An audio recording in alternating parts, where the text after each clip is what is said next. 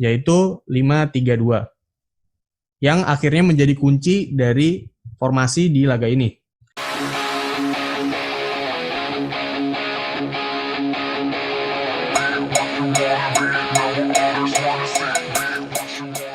Kembali lagi di YouTube Savage Football bersama gue Fikri, yang sebelum-sebelumnya sudah kalian dengar suaranya. Kali ini udah ada tampilan visualnya. Jadi di sini gue akan membahas mengenai laga tentang Milan melawan Inter di Derby Milano.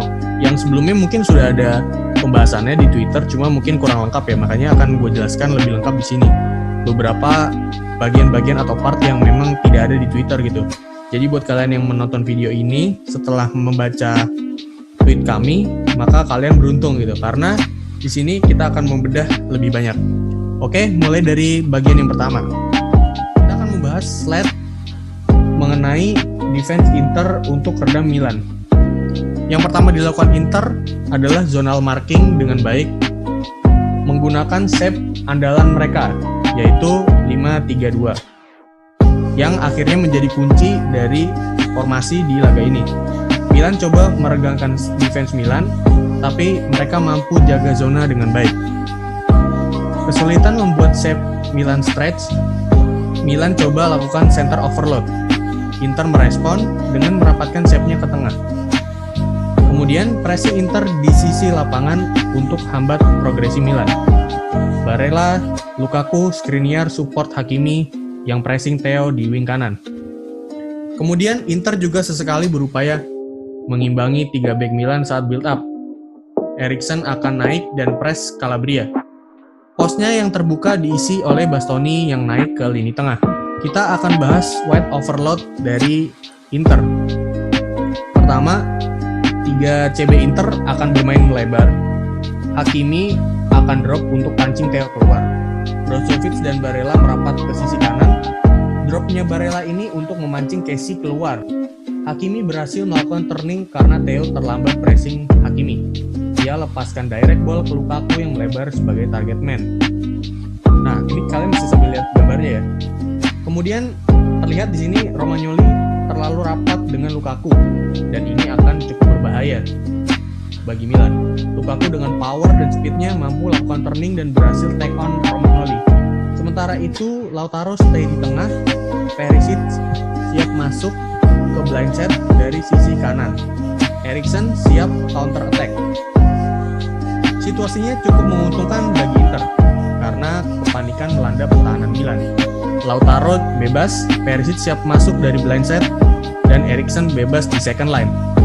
Lukaku kirimkan umpan lambung setelah melihat positioning dari Lautaro di antara Jair dan Calabria. Hal ini membuatnya mampu menyelesaikan peluang. Kemudian kita akan bahas saat Romagnoli antisipasi turning dari Lukaku. Skema build up yang sama dari Inter dengan target Lukaku yang drop ke sisi kanan. Romagnoli belajar dari kesalahan dan sedikit berikan space kepada Lukaku agar ia tidak bisa lakukan turning. Pemain Inter pun sudah siap jika skema awal mereka diantisipasi. Barella lakukan underlap untuk eksploitasi space antara Jair dan Romagnoli yang stretch. Kemudian kita akan membahas high press dari Milan. Dengan pendekatan man marking yang menimbulkan resiko space yang dapat dimanfaatkan oleh Inter untuk melakukan transisi cepat. Kalian bisa lihat gambarnya dan juga boardnya. Kemudian kita akan bahas cara Inter lolos dari high press Milan. Pertama, semua pemain Inter yang jadi opsi passing pendek Handanovic di-press oleh pemain Milan. Lautaro drop untuk jadi opsi progresi bagi Handanovic. Passing line ke Lautaro terbuka via space antara Eriksen dan Brozovic. Dropnya Lautaro memancing Jair untuk keluar. Lautaro dengan agility yang cukup baik mampu melewati Jair dan eksploitasi space di belakangnya untuk ciptakan peluang bagi Inter Milan. Jair harus lakukan tactical foul untuk cegah peluang Inter untuk mencetak gol. Kemudian kita akan bahas deep build up Inter. Lewat situasi goal kick Inter, lakukan deep build up dengan De Vrij merapat hingga dekat dengan 6 yard box sedangkan Bastoni melebar ke kiri. Skriniar akan mengisi sisi sayap kanan dan memberikan Hakimi naik. 2 CM Inter stay di tengah untuk mengikat para pemain Inter Milan agar space di sayap tetap terbuka lebar. Handanovic alirkan bola ke De Vrij.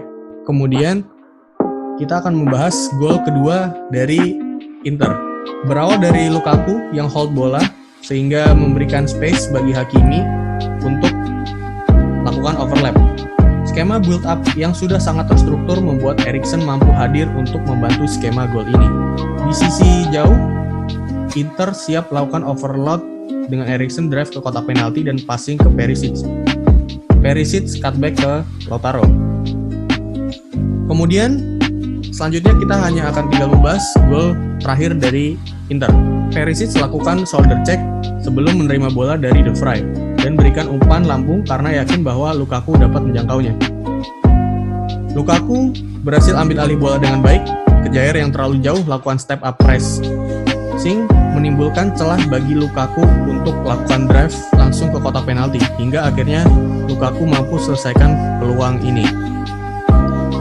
Oke, mungkin itu aja pembahasan dari Savage Football untuk match ini. Selanjutnya mungkin kalian akan melihat kami dengan format yang sama di konten-konten lain yang ada di YouTube kami. Jangan lupa subscribe dan follow konten sosial media kami di platform-platform lain. Bye-bye Savage Trooper.